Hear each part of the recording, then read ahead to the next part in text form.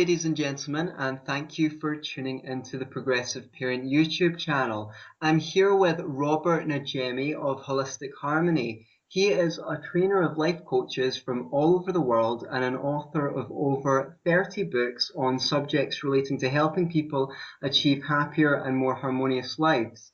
He lives in Athens in Greece, where he's the director of the Centre for Harmonious Living, which he founded in 1976, and also has a self-help YouTube channel that covers many topics, including how to raise healthy and happy children and how to resolve conflicts in the family. Hello, Robert.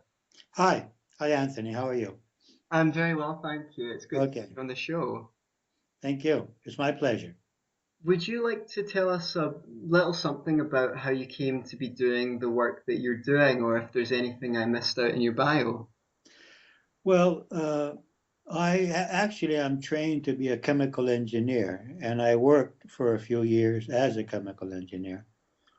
But then I found that that wasn't my life calling, and then I began to search for various ways for people to create harmony and happiness in their lives. And it took me on a trip through many modalities, many philosophies, forms of psychology. And here I am today. I started out that path when I was about 24. Now I am 68. And so I'm sharing with people here in Greece and also through the internet all over the world what I have learned about creating inner harmony, health, happiness, loving relationships. And now you're teaching the teachers as well. Yes, I'm teaching life coaches to help other people. That's fantastic. Now, I was listening to some of your material on YouTube and I was very impressed. From what I could glean, if I could summarize your philosophy on parenting, it sounded something like seeds do not need to learn how to grow. Can you explain a bit about what you mean by that? Yeah, I believe that each child is actually a soul that knows why it's becoming born, why it's incarnating, and knows what it needs to become.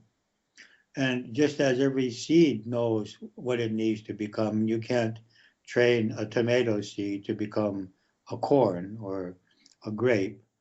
And the same thing with human beings. I believe that we need to be there for them to just nourish them, uh, encourage them to become aware of their inner guidance, and then help them to manifest what their inner guidance is guiding them to do.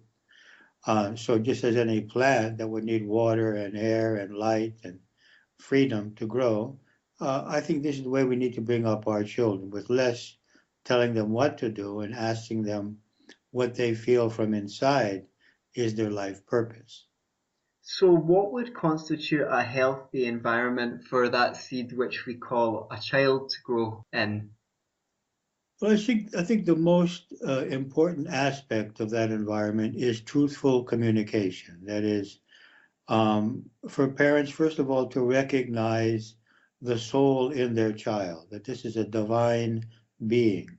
It's not just a child without any knowledge. There is knowledge within that being. It's not an empty container that we need to fill with knowledge. And to communicate honestly with the child and respectively.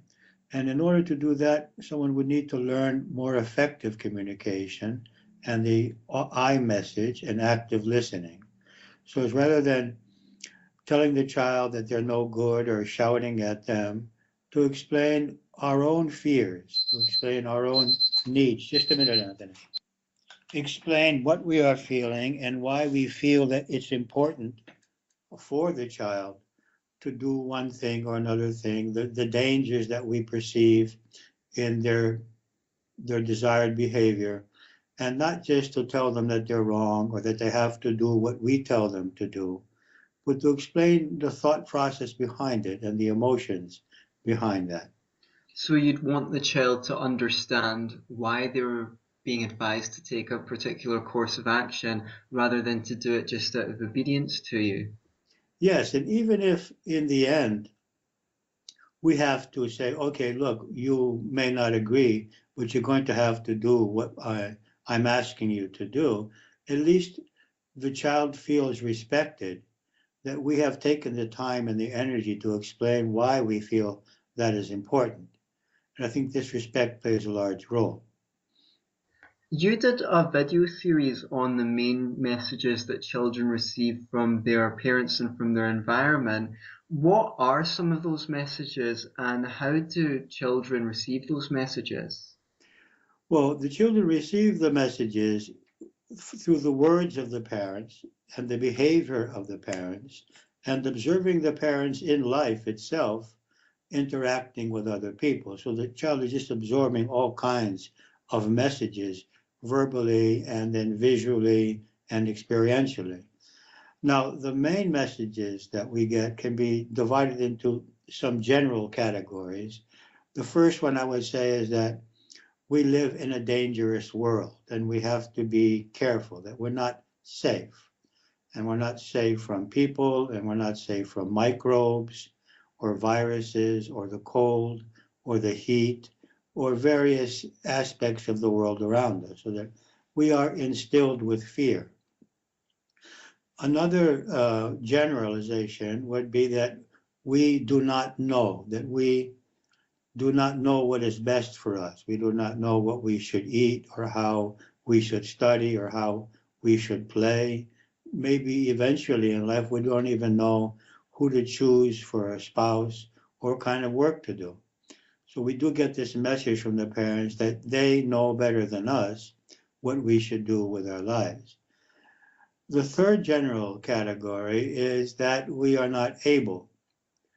This can take place because they tell us that we're not able, that they need to do things for us, or by just not allowing the child to actually work or take responsibilities or even experience the results of their choices. Another aspect, which is probably one of the most important, is the message that self-worth is a conditional factor, that we are worthy of love and respect only under certain conditions. And some of those conditions are what other people think of us, how they behave towards us, the results that we have from our efforts such as grades or exams, our appearance, or eventually in life how much money we have, or our professional position, all these kinds of external factors which we learn to evaluate ourselves through. Very few children hear that, you as an expression of the divine are worthy of love and respect, whatever you do. And I would say a fifth problem is the confusion about responsibility. We learned from our parents and teachers and society in general that we are responsible for other people's realities and that other people are responsible for our realities. When in reality, we can only be responsible for our actions and our motives. We can never be responsible for what actually occurs in the life of another person or how they interpret that and what reality they create by what is happening in their lives. And others can never actually be responsible for our reality, but only for their own actions and their motives. But we will be responsible for what we do with those stimuli and the reality that we create through that. So these are some of the major categories of beliefs that we get as children. Sorry about that. Fantastic, bringing our attention to the present moment. Yeah. I wonder if you can tell us some good ways to instill in children a good sense of responsibility, that they're responsible for their own lives and their own emotions and their reactions to events around them, and not to take on responsibility for other people's lives as well. Although, of course, we can help other people, it's unhealthy to think that we're responsible for other people's emotions, and that's particularly difficult for children to understand when their well-being depends so much on the positive emotions of their parents, they tend to want to take responsibility and make sure their parents are happy the younger they are. This is very true, Anthony. It's very true, and it's a very important issue. Um, I think the first thing that any parent needs to do to instill any kind of quality in their children is to embody that themselves, so that the parent himself or herself would need, first of all, to get free from that confusion, from that illusion that they are responsible for the realities of others or others are responsible for them. The second thing that they can do is when the child is making this misconception and feeling responsible for the parent's unhappiness or anger or lack of attention, that they need to communicate. I think we always come back to communication. And if they lose their temper at some point, which is very natural, especially when our energy is low or when we're fearful or fearful for the child because we're so attached to the child being well. Afterwards, if we lose our patience and we accuse the child of being responsible for our unhappiness or for our illness or for our anger, just to explain to the child that, this is not true. I was upset. You're not responsible. I am responsible for what I'm feeling. Please don't feel responsible for my happiness or for my feeling well. And just in all cases, I think we come back to honesty. The parent being honest with the child, and if they lose their patience, and which is very natural, just to come back to them later and say, I was tired, I was upset, I was fearful. You're not responsible. Right. Fantastic. So it's always important that if we display some behavior that we consider to be unwholesome, that we have the humility to come to our children and apologize and ask them to forgive us. Very much so, very much. It's very important. So, in your view and your experience, in fact, what are the correct or incorrect ways to affirm children and, on the other hand, to correct their behavior if you think that is necessary? Well, I think first of all, we need to be careful that this affirmation, any affirmation, does not make the child believe that we will love them only when they are capable or doing well or behaving as we want them. We want to separate the behavior, whether it's positive or negative, from the being of the child and instill into the child that we love them as beings, regardless of whether they do what we want or don't do what we want, or succeed or don't succeed. Um, so this affirmation can be a form of encouragement for them to manifest what they really want to do in life, what is interesting to them, what they want to associate with. And every time they do well in that, affirm them in that and ask them what they want to do, what is important for them.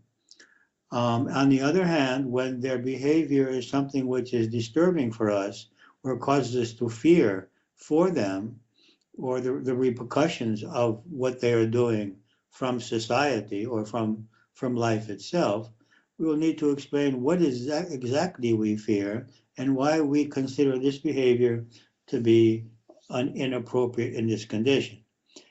Now, there's what we call natural consequences.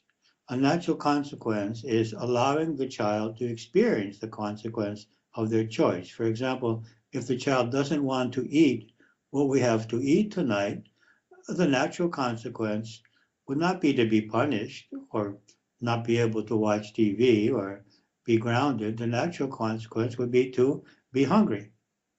It is not to have something else to eat and to explain, okay, you choose this, that has that consequence. If the child is choosing not to be cooperative in a way that we need them to be, a natural consequence might be that we might also not be cooperative according to their needs. So there's a difference between natural consequences and punishment. Um, the there's a consequence of a choice. They're making a choice. They're choosing not to do something or to do something. And we'll have to investigate what the natural consequence of that would be without degrading them, without becoming angry with them, and without needing to punish them in an irrelevant way. Now, this takes thinking. It's not easy. And even we can ask the child to participate in choosing the natural consequence when we have agreed that a certain behavior is not appropriate in a certain situation, and ask them, okay, what do you think would be the natural consequence of here in this situation? And then they begin to understand that there's cause and effect. I make a choice, I do that, and that has a certain result in my life. So some parents, when they think of punishment, they think of discipline, but actually a punishment is any action which is selected specifically because it's unpleasant to make the other person feel bad as a way of trying to change their behavior or deter them from doing something that we don't like. And if that's the approach we take, we're only really teaching children that if you're bigger and more powerful than someone, then if they do something that you don't like, you can do something that they don't like back to them. That's a really antisocial lesson.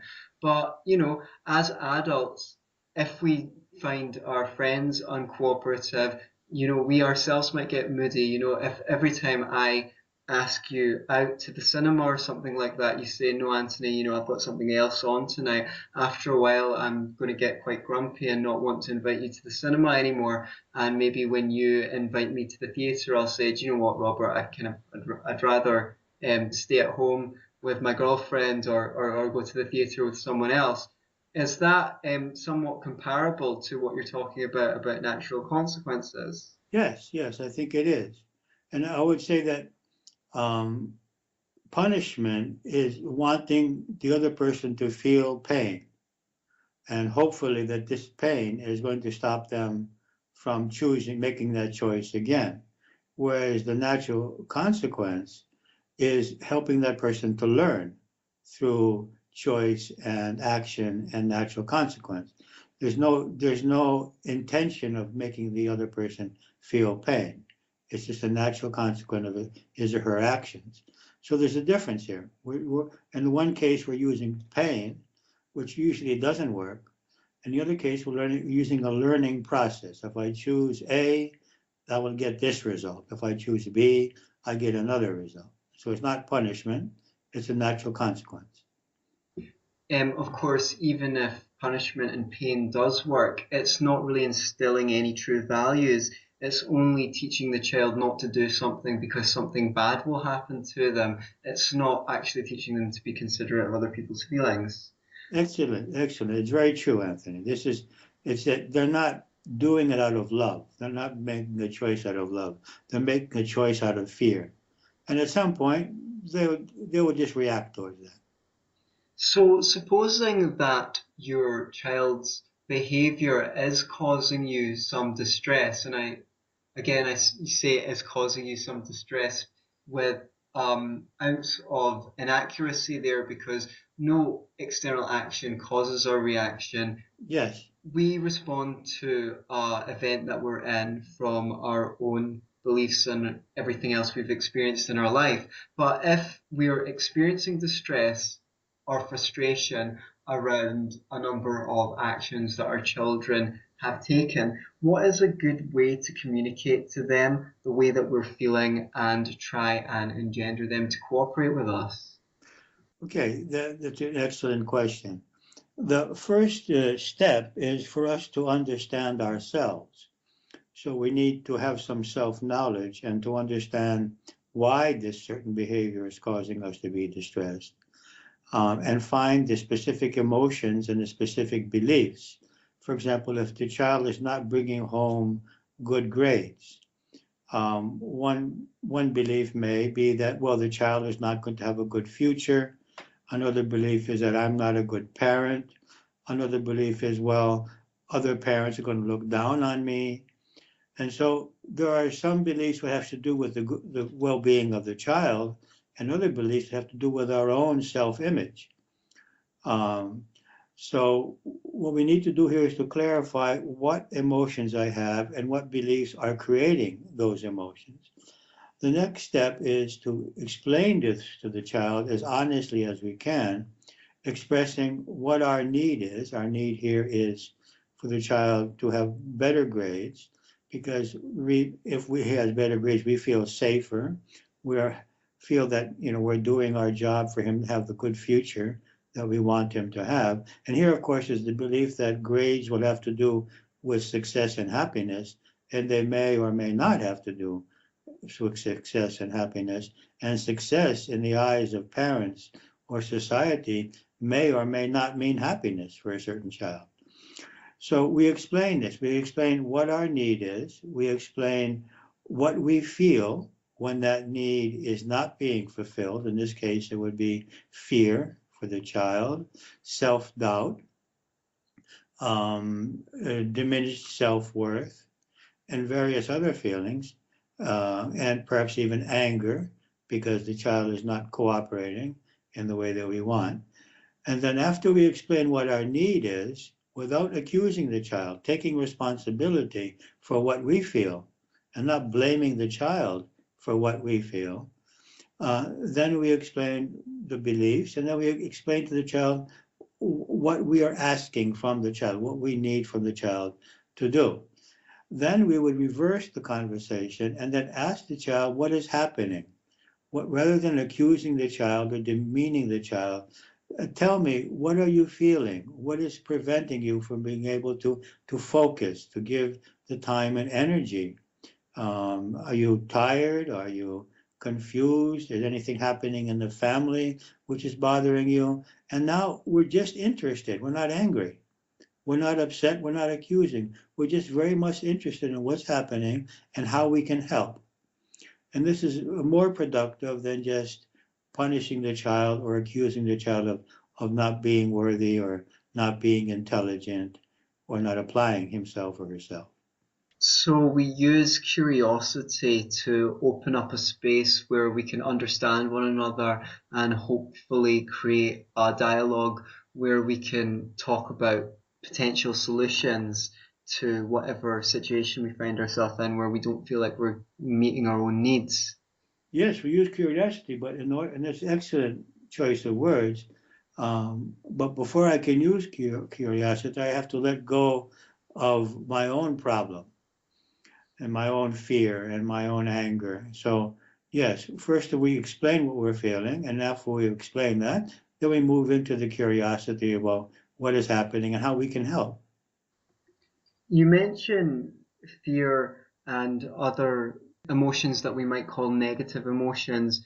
And earlier on in our interview, you mentioned that children receive messages from us and our emotional states, our view in the world, and our behavior.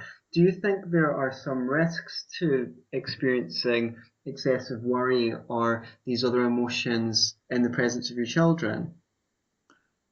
Definitely, definitely, our fears are transferred to our children, but we can't really cover them up because the child is really highly sensitive to whatever we're feeling. So the issue is not so much allowing the child to see our fear, but the issue is getting getting free from our fear. So that would even be to model to the child methods for dealing with their own difficult emotions. Yes, I think that every parent needs to do some kind of self-knowledge work and learn how they can deal with their fears and overcome them. And this is a process of evolution and growth for the parent, and the child becomes a stimulus in that growth process. So, yeah, you really can't cover anything up from the child. The child senses whatever the parent is feeling. So if I don't want my fears and anxiety to be transferred to the child, I need to begin on working on them. Also, what I could do until I am free from my fears and anxieties is to share them verbally and explain, I have this anxiety, but I am consciously aware of the fact that it really is not valid. We are okay, we are safe, It's just that this has been programmed in me. And this ability of a parent to share their own growth process, that that we are safe, we are okay, there is no danger, but I have these programmings from my childhood years that cause me to feel that danger. It takes a lot of courage on the part of a parent to share that, but that will help the child separate what they are sensing from the parent from the truth, which the parent is explaining to the child. The truth is, we are safe, we're okay. And it's also sharing a bit of our own vulnerability and increasing the intimacy of the relationship if we've got the bravery to be honest about our own shortcomings and not expect we always have to be perfect. Exactly. And this is one of the points that Eckhart Tolle discusses in his book, The Power of Now, that very few children get the acknowledgement from the parent for their being. The parent is playing the role of the parent. It's not interacting with the child as an equal being, as a being in their own right. And so everything that they would say would be guidance or uh, telling them what they need to do, or playing the role of the parent rather than playing the role of another human being with another human being, which the child really seeks and needs at some point. This may not happen until they're 18 or 19, but some parents can't do it even when their child is 40 and 50. Uh, so this is something we want to see. If I can see that other being as a separate equal being and not as a child who I need to care for or tell what to do. Yes.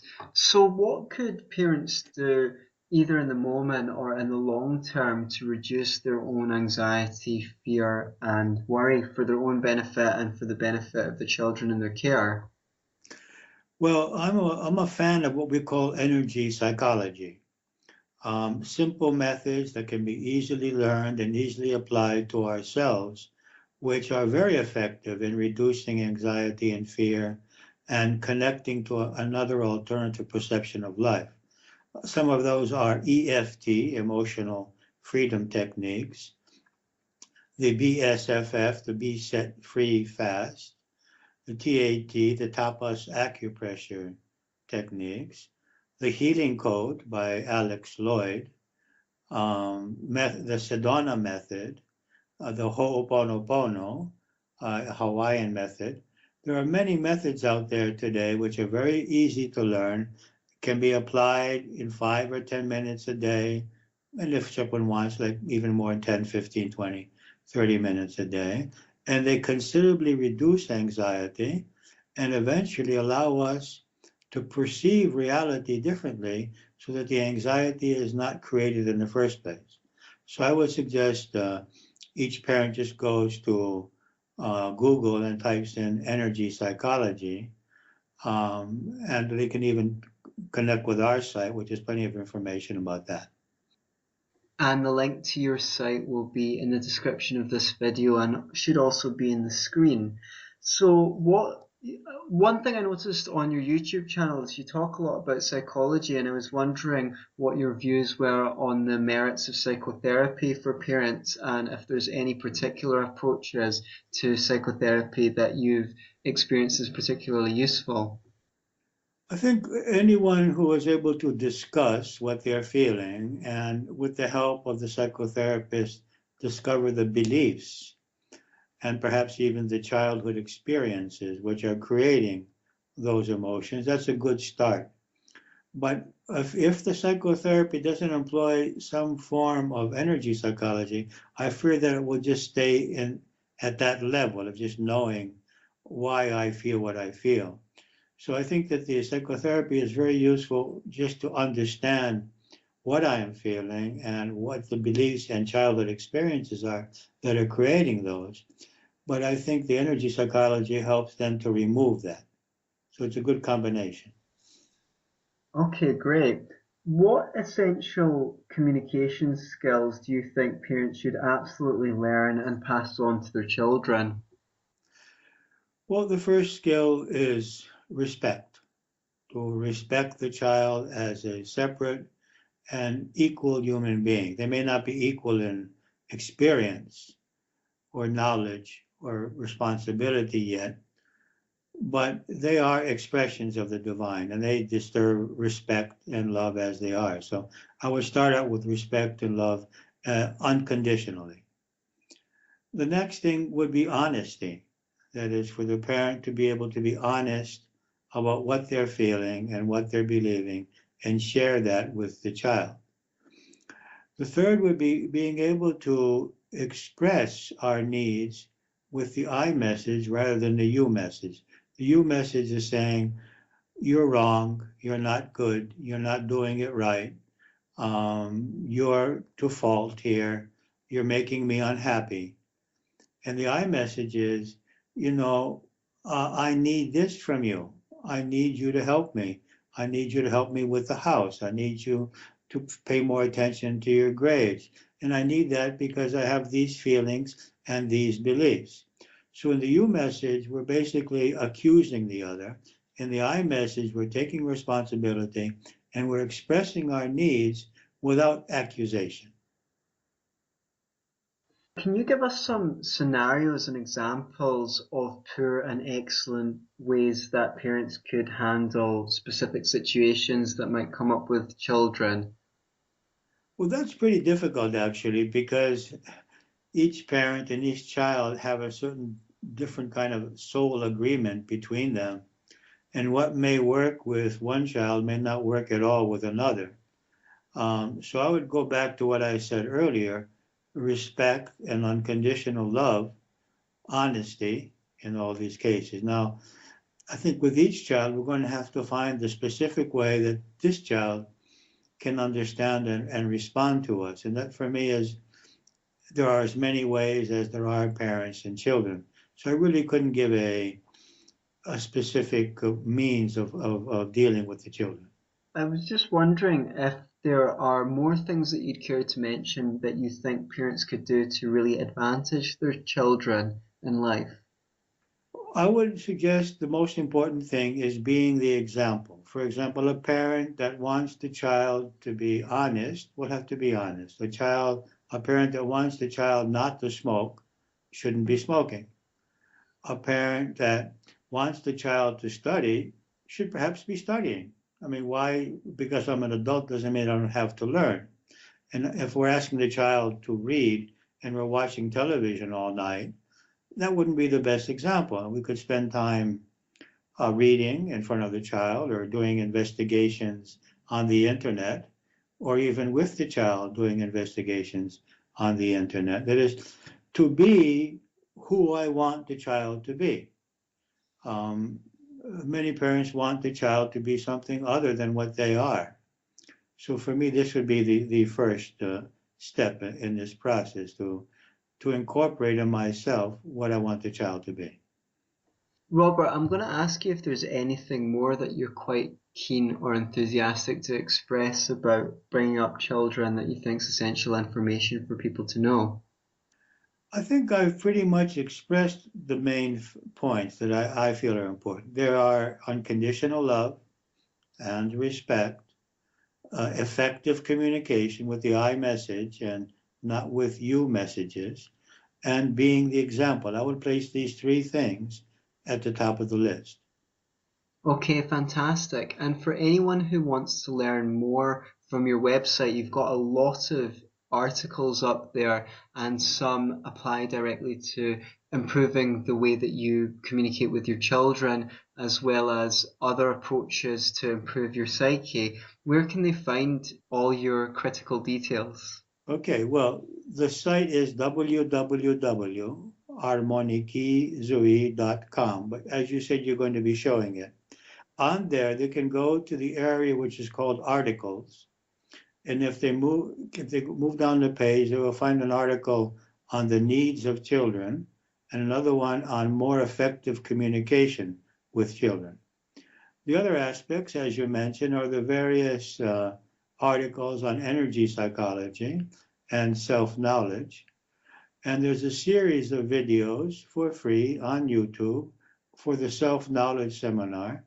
and especially the part of the self-knowledge seminar, which is called emotional harmony. So this is where I would suggest people go to, both for their own emotional harmony and then secondly for their interaction with the children. Thanks so much for taking some time out of your busy work to connect with us so that we could put this interview up on the Progressive Parent YouTube channel and share the mine of knowledge that you've attained over the last 4 decades. I hope to speak to you again. Take care now. Thank you. Okay, Anthony, I commend you on your work. Just keep up that good work that you're doing to help people. Fantastic. Okay.